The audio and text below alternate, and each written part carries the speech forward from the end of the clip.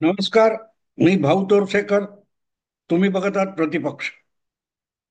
मित्रांनो, उपराष्ट्रपती जगदीप धनखड यांच्या राजीनाम्यामुळे जी खळबळ माजलेली आहे आणि राजकारणामध्ये काय उलथापालथी चालू आहे त्याचा भल्या भल्यांना अंदाज येत नाहीये. याचं कारण सरळ आहे की नेहमी सरकारच्या आतल्या गोटात बातम्या काढणारे लोक असतात, तसेच विरोधी गोटातल्या पण बातम्या काढणारे असतात. आणि अनेकदा या विविध गोटातल्या बातम्या काढणारे जे असतात हे नकळत त्यापैकी अनेक जण त्या त्या गोटात एक आस्था निर्माण करून बसतात आणि मग त्यांच्या माध्यमातून राजकारण खेळलं जात असतं. आणि त्यामुळे अचानक धनखड यांनी राजीनामा दिला तेव्हा या दोन्ही गोटातले लोक हडबडून गेलेले आहेत, कारण यातलं काय होतंय आणि काय नाही याचा सुगवा यापैकी कुठल्याही तथाकथित सूत्रांना सुद्धा लागला नाही.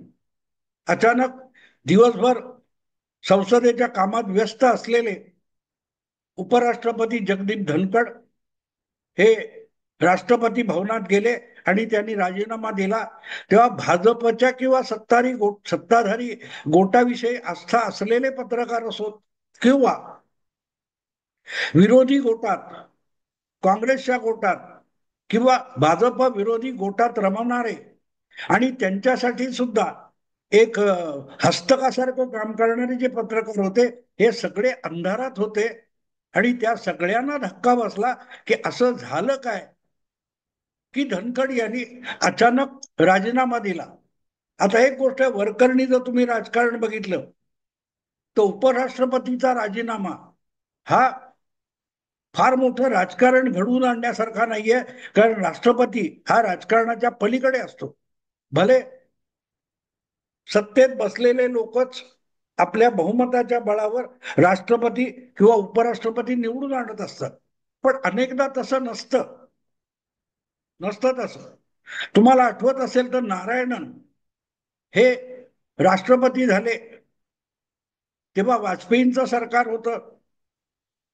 अगदी सभापती, लोकसभेचे सभापती पूर्ण संगमा झाले, त्यांचं नाव सोनिया गांधींनी या पदासाठी सुचवलं होतं.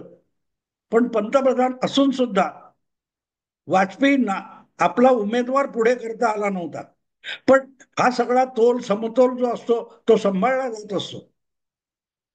पण ज्या वेळेला सत्ताधारी पक्ष मजबूत होतो तेव्हा राष्ट्रपती, उपराष्ट्रपती, सभापती, उपसभापती ही सगळी माणसं, राज्यसभा, लोकसभा ही सत्ताधारी गोटातून येत असतात. आणि त्यामुळे सभापतींनी, उपसभापतींनी, राष्ट्रपतींनी, उपराष्ट्रपतींनी जर सत्ताधारी पक्षाच्या विरोधात थोडं जरी एक पाऊल टाकलं किंवा पवित्रा घेतला तरी राजकारणामध्ये फार मोठी उलथापालथ झाली असं मानलं जात असतं. आणि मग त्या दृष्टीने बघितले तर मग धनखड हे अगदी उघडपणे भारतीय जनता पक्षाचे होते. भले ते आधीच्या काळामध्ये काँग्रेस किंवा जनता दलामध्ये असले तरी उपराष्ट्रपती पदापर्यंत पोहोचणं किंवा त्याआधी राज्यपाल म्हणून काम करणं हे त्यांच्या वाट्याला आलं. ही सन्मानित पद ती भाजपत असल्यामुळे आले. आणि म्हणूनच धनखड हे भाजपचे उपराष्ट्रपती असताना अचानक असं काय झालं की त्यांनी ती 2 वर्षाची मुदत शिल्लक असताना आपल्या पदाचा राजीनामा दिला. याचा अर्थ अनेकांना लागलेला नाही. मग प्रत्येक जण आपापले अंदाज बांधून त्यामध्ये कारस्थान आहे का, राजकारण आहे का शोधतायत. पण या वरकरणी दिसणाऱ्या राजकारणाच्या पलीकडे जी गोष्ट हळूहळू करून समोर येते की जरी जगदीप धनखड हे भाजपमुळे राष्ट्रपती झालेले असले, उपराष्ट्रपती झालेले असले, राज्यसभेचे अध्यक्ष झालेले असले आणि काँग्रेसशी त्यांचा सातत्याने खटका उडत असला तरी गेल्या काही दिवसामध्ये विरोधी पक्ष प्रामुख्याने असलेला काँग्रेस किंवा इंडी अलायन्स यातल्या काही लोकांबरोबर जगदीप धनखड यांची जवळीक वाढलेली होती. आणि आपल्या परीने ते मोदी सरकार आणि भाजप, एनडीए यांना काटश देण्याचं राजकारण करत त्यासाठी आपल्या उपराष्ट्रपती पदाचा आणि राज्यसभा सभापती पदाचा उपयोग करून घेत होते. हे आता हळूहळू लक्षात यायला लागलंय. खरं तर या गोष्टी तेव्हाच सगळ्यांच्या लक्षात यायला पाहिजे होत्या, पण त्या आल्या नाही. आणि आता काही गोष्टी पुढे येत आहेत की आपल्याला उपराष्ट्रपती म्हणून पंतप्रधानापेक्षा उच्च दर्जा मिळाला पाहिजे. राष्ट्रपती नंतर पंतप्रधान नव्हे, तर राष्ट्रपती, उपराष्ट्रपती आणि तिसऱ्या क्रमांकावर पंतप्रधान असले पाहिजेत, असा अट्टाहास धनखड यांनी धरला होता. हे त्यामागचं एक कारण असल्याचं सांगितलं जातं. आणि मग अहंकार दुखवला की माणसं कुठल्याही टोकाला जातात. तुम्हाला आठवत असेल उद्धव ठाकरे काय म्हणाले होते, मी दुसऱ्या टोकाला जाऊ शकतो. अख्खी निवडणूक भाजप सोबत लढवली आणि निकाल हाती आल्यानंतर 1 तासात उद्धव ठाकरे म्हणतात, मी दुसऱ्या टोकाला जाऊ शकतो. याला अहंकार म्हणतात मित्र. आणि जगदीप धनखड यांची अवस्था काहीशी तशीच झाली. पण एक गोष्ट असतं की मी आधीच्या यापूर्वीच्या व्हिडिओत स्पष्टपणे सांगितलं की अशा लोकांचा वापर विरोधी पक्ष किंवा दुसऱ्या गोटातले लोक आपल्या खेळात एक मोहरा किंवा प्यादा म्हणून करून घेत असतात. त्यांना महत्व देत नसतात. मी तुम्हाला हे आठवण का करून देतोय, नितीश कुमारांचा हाच वापर झाला. त्या सोनिया गांधी, त्या काँग्रेस पक्षाने नितीश कुमार यांना मोदींचा विरोध जो काय झालेला होता अहंकारापोटी, त्यामुळे यथेच्छ वापरून घेतलं आणि त्या अनुभवातून बाहेर पडल्यानंतर दोन दोनदा नाक खाली घालून, मान खाली घालून नितीश कुमार परत मोदींकडे आले. तीच गोष्ट चंद्रबाबू नायडूंची आहे. मी या गोष्टी अनेकदा सांगून झालेल्या आहे की आपल्या अहंकारापोटी मोदींशी टक्कर घेऊन, भाजपशी टक्कर घेऊन या दोन नेत्यांनी आपल्या राजकारणाची नासाडी करून घेतली आणि दोन दोनदा त्यांना नाक रगडून मोदींना शरण यावं लागलेलं आहे. खरं तर अशा गोष्टीतून सगळ्यांनी शिकायचं असतं. अगदी जगदीप धनखडनी पण शिकायचं असतं, सत्यपाल मलिकनी पण शिकायचं असतं. तुमच्या कुवतीवर जेव्हा तुम्ही यश मिळवत नाही किंवा अधिकार पद मिळवत नाही, तेव्हा जे अधिकार पद मिळाले ते आनंदाने उपभोगावं, त्यापेक्षा अधिक लालच धरू नये. उद्धव ठाकरेंच्या राजकारणाला राज ठाकरेंनी 2009, 10, 11च्या काळामध्ये जबरदस्त शह दिला होता आणि शिवसेना हादरून टाकलेली होती. त्यातून बाहेर पडताना मोदी लाटेचा 2014 मध्ये उद्धव ठाकरेंना फायदा झाला.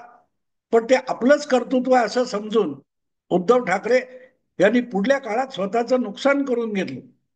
आणि त्यामुळे या सगळ्यांच्या पंक्तीमध्ये उद्धव ठाकरे असतील, नितीश नायडू असतील, शरद यादव असतील, या सगळ्यांच्या, सत्यपाल मलिक, या सगळ्यांच्या पंक्तीत जगदीप धनखड यांना बसवलं जाणं स्वाभाविक आहे. स्वाभाविक आहे. पण तरीही त्यामागे जे राजकारण पडद्यामागून चालू असेल तर ते सुद्धा शोधलं पाहिजे. काँग्रेस पक्ष इतका मूर्ख नाही की 6-7 महिन्यापूर्वी ज्या धनखड यांच्या विरोधामध्ये अविश्वास प्रस्ताव आणण्यापर्यंत राज्यसभेमध्ये मजल मारली गेली होती, पण ते सदस्यच नाहीत, त्यांच्यावर अविश्वास प्रस्ताव आणता येत नाही, ही कायदेशीर बाजू लक्षात आल्यानंतर काँग्रेसने शेपूट घातली होती. पण इतका टोकाचा विरोध करून उपराष्ट्रपती बसलेल्या, सभापती असलेल्या जगदीप धनखड यांना काँग्रेसने अपमानित केलं असताना सुद्धा ते अशा राजकारणात एक मोहरा प्यादा व्हायला तयार होतील का? तो होतात. आणि याचं सगळ्यात मोठं उदाहरण उद्धव ठाकरे. आपण आपल्या अपमानाला आमंत्रण देणं, यापेक्षा याला वेगळं काही म्हणता येत नाही. पण असं काय होऊ शकतं, मोदी सरकारला, अगदी अल्पमतातल्या मोदी सरकारला कुठल्याही प्रकारे शह देण्यात गेल्या 13 महिन्यामध्ये लोकसभा निवडणुकीच्या नंतर काँग्रेस आणि इंडी अलायन्स अपयशी ठरलेली आहे. मोदींच्या मागे स्वपक्षाचं बहुमत नाहीये. ते 240 वर येऊन अडकलेत. आणि सुरुवातीला तुम्हाला माहिती का, नितीश आणि नायडू यांच्या कोबड्या घेऊन त्यांना चालावं लागत होतं, आणि त्यांनी पाठिंबा काढून घेतला तर हे सरकार कोसळेल. ही थिअरी मोठ्या तावातावाने पहिले 4 महिने मांडले जात होते, पण आता हळूहळू करत अगदी मोदी विरोधक असोत किंवा राजकीय विश्लेषक असोत, सगळेच मोदींच्या 240च जागा आहेत ते अल्पमतात आहेत हे विसरून गेले. आणि ही गोष्ट सुद्धा मी 1-2 व्हिडिओतून अगत्याने सांगितलेली आहे. मग असं असताना मोदी सरकारला धोका आहे का? जर नितीश आणि नायडू हे जातील आपली साथ सोडून, म्हणून मोदींना धोका वाटत नसेल, तर मग उपराष्ट्रपती पदी असलेले किंवा राज्यसभेचे पदसिद्ध सभापती अध्यक्ष असलेले जगदीप धनखड यांच्या मुख्यमंत्री त्यांच्या राजीनाम्यामुळे मोदी सरकार धोक्यात कसं येऊ शकेल? मित्रांनो, एक गोष्ट असते, जोपर्यंत कुठल्याही सत्तेत बसलेल्या लोकशाही सरकारला मतदानामधून धक्का बसत नाही, त्याच्या बहुमताला अल्पमत दाखवलं जात नाही, किंवा तसा सिग्नल सुद्धा समोर दिला जात नाही, तोपर्यंत ते सरकार धोक्यात नसतं.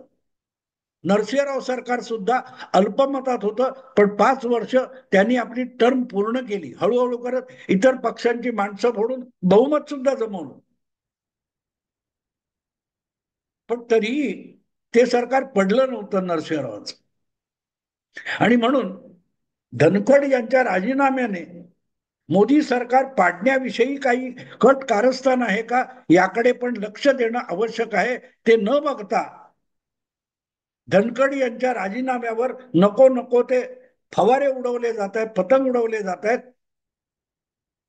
पण धनखड यांच्या राजीनाम्यातून काय निष्पन्न झालंय किंवा काय निष्पन्न होऊ शकेल, याकडे विश्लेषण करते धुमकूनही बघायला तयार नाहीत. ही धक्कादायक बाब आहे. धक्कादायक बाब एवढ्यासाठी आहे की धनखड यांनी पक्षांतर केलेलं नाही, कारण राष्ट्रपतीला पक्ष नसतो किंवा कुठच्याही सभागृहाच्या सभापतीला पक्ष नसतो, हे गृहीत आहे. आणि त्यामुळे त्यांनी राजीनामा दिल्यामुळे बहुमत अल्पमत असं काही गणित सिद्ध होत नाही. आणि त्यामुळे मग मोदी सरकारला धोका कसा असेल, मोदी सरकारविरुद्ध जगदीप धनखड यांचा राजीनामा हे कारस्थान कसं असू शकेल असं वाटू शकतं. पण त्यांनी जो राजीनामा दिलाय, उपराष्ट्रपती पदाचा राजीनामा दिलाय, ती जागा भरून काढायची तर राज्यसभेच्या मतदानावर नवा सभापती निवडला जाऊ शकत नाही. राज्यसभेचा सभापती हा पदसिद्ध असतो, जो देशाचा उपराष्ट्रपती म्हणून निवडून येतो, तो राज्यसभेचा सभापती होतो, पण त्याची निवड त्या सभागृहाच्या बहुमतावर झालेली नसते. ही बाब, घटनात्मक बाब लक्षात घेतली पाहिजे. ही बाब लक्षात घेतली पाहिजे. आणि मग लक्षात येतं की जगदीप धनखड यांनी उपमुख्यमंत्री उपराष्ट्रपती आणि उपराष्ट्रपती पदाचा राजीनामा दिल्यामुळे एक संवैधानिक पद रिक्त झालेलं आहे आणि त्यासाठी नव्याने निवडणूक घ्यावी लागेल. आणि ती नव्याने निवडणूक घ्यायची तर मग त्यामध्ये मतदान कोण कोण करणार आहे, त्या मतदारसंघाचे मतदार कोण, हे बघावं लागेल. आणि मग या राजीनाम्यातलं गांभीर्य किंवा त्यातून निर्माण झालेला पेच प्रसंग लक्षात येऊ शकतो, जो राजकीय खरोखरच पेच प्रसंग आहे. पण गेल्या 3-4 दिवसामध्ये या विषयावर कुठेही चर्चा झालेली नाहीये. जसं राष्ट्रपतीची निवडणूक असते तेव्हा लोकसभा राज्यसभा यांचे सगळे सदस्य यांची एकूणपैकी 50% मतं असतात आणि देशभरच्या विधानसभांचे आमदार यांची मिळून 50% मतं असतात. पण उपराष्ट्रपतीची जी निवडणूक होते त्यातला मतदार हा फक्त संसद सदस्य असतो. जे जे कोणी निवडून आलेले संसद सदस्य आहेत, मग ते लोकसभेचे असोत किंवा राज्यसभेचे असोत, ते उपराष्ट्रपती पदासाठीच्या निवडणुकीतले मतदार असतात. आणि म्हणूनच निवडून न आलेले राष्ट्रपती नियुक्त असे 12 राज्यसभा सदस्य असतात, त्यांना उपराष्ट्रपती पदाच्या निवडणुकीत मतदानाचा अधिकार नसतो. आणि मग आकडेवारी बघा, आज भाजपकडे लोकसभेच्या 240 जागा आहेत.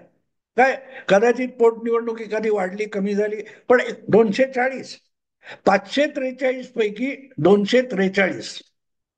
आणि दुसरीकडे एनडीएच्या लोकसभेतल्या जागा या 293 आहे. याचा साधा सरळ अर्थ असा की लोकसभेमध्ये एनडीएकडे 193 जागा आहे आणि राज्यसभेमध्ये एकट्या भाजपच्या काहीतरी 98 किंवा 99 जागा आहेत. अधिक एनडीएच्या धरल्या तर काहीतरी 123-25 होतात. याचा अर्थ साधारणतः 400 सव्वा 400 संसदेचे खासदार हे मोदी सरकारच्या पाठीशी एनडीए म्हणून उभे आहेत. पण भाजपचं गणित घेतलं तर मग 344 किंवा काय होतील, 340. एकूण राज्यसभेची संख्या ही 250च्या आत आहे आणि लोकसभेची साधारण 550च्या आसपास आहे. या दोघांची बेरीज 780-90 पर्यंत जाते आणि त्यामुळे साधारण 400चा आकडा गाठणं हे आवश्यक आहे. आणि तिथे मग 240-45 लोकसभा राज्यसभा धरून असलेले भाजपचे खासदार यांना उपराष्ट्रपतीच्या निवडणुकीमध्ये 400चा पल्ला गाठण्यासाठी आणखीन 50 खासदार राज्यसभा लोकसभेचे आवश्यक आहेत, जे एनडीएकडे आहेत. पण एनडीएचे बिगर भाजप खासदार या निवडणुकीत भाजपच्या उमेदवाराला ठामपणे पाठिंबा देतील का याची गॅरंटी नाहीये. गॅरंटी देता येत नाही. कोणीतरी इकडचं तिकडे होऊ शकतं आणि ते झालं. आणि उपराष्ट्रपती पदाच्या लवकरच होऊ घातलेल्या निवडणुकीमध्ये जर भाजपचा उमेदवार पराभूत झाला, लक्षात घ्या, 1-2 महिन्यामध्ये जी निवडणूक उपराष्ट्रपती पदाची होईल त्यामध्ये जर भाजपचा उमेदवार पराभूत झाला आणि इंडी अलायन्सचा उमेदवार निवडून आला, तर मोदी सरकारवर एक प्रकारे संसदेचा अविश्वास असल्याचा आभास निर्माण होऊ शकतो आणि मग मोदी सरकार हे डळमळीत होऊ शकतं. हा विषय इतक्या थोडक्यात सांगण्यासारखा नाहीये. मी दुसऱ्या भागात अधिक तपशील सांगेन. पण जर असा आत्मविश्वास असेल आणि काँग्रेसने सुद्धा आपण उपराष्ट्रपती पदाची निवडणूक लढवणार हे जाहीर केलेलं आहे, या पार्श्वभूमीवर उपराष्ट्रपती पदाची निवडणूक मोदी सरकारला किंवा भारतीय जनता पक्ष एनडीएला सोपी नसेल, तर जगदीप धनखड यांच्या या तडकाफडकी आकस्मिक राजीनाम्याने देशाच्या राजकारणामध्ये किती मोठा पेच प्रसंग निर्माण केलाय याचा तुम्हाला अंदाज येऊ शकतो. त्याची चर्चा सुद्धा गेल्या 3 दिवसात झालेली नाही. या राजीनाम्याने मोदी सरकार धोक्यात आणलेलं आहे. जी गोष्ट लोकसभा निकालानंतर सातत्याने बोलली जात होती की नितीश आणि नायडू यांच्यापासून भले पाठिंबा असेल पण त्यांनी काढून घेतला तर मोदी सरकार कोसळू शकतं, असं बोललं जात होतं, तेव्हा कुठेही उपराष्ट्रपती जगदीप धनखड यांचा राजीनामा किंवा तत्सम कोणाचा राजीनामा मोदी सरकारला अडचणीत आणू शकतो याची चर्चा सुद्धा झाली नव्हती. ती परिस्थिती आकस्मिक निर्माण झाली आहे आणि दुर्दैव असं आहे की देशाच्या एकूण सगळ्या राजकीय विश्लेषणामध्ये उपराष्ट्रपतीची निवडणूक ही मोदी सरकारच्या अस्तित्वाचा आणि भवितव्याचा सगळ्यात मोठा गहन प्रश्न निर्माण झालाय, याची चर्चा सुद्धा नाही. हे आपल्या पत्रकारितेचं आणि विश्लेषण विमर्शाचं दुर्दैव म्हणावं लागेल. मित्रांनो, आता इथे थांबतो. याविषयी अधिक तपशील किंवा अधिक डिटेल वापो मी दुसऱ्या एखाद्या व्हिडिओ करीन. आत्ता इथे थांबतो. पण हा सरकार पाडण्याचा प्लॅन आहे अशी माझ्या डोक्यात शंका आहे आणि त्याविषयी मी नंतर अधिक बोलेन. आवडलं लाईक करा, शेअर करा आणि प्रतिपक्षाला सबस्क्राईब करा. नमस्कार.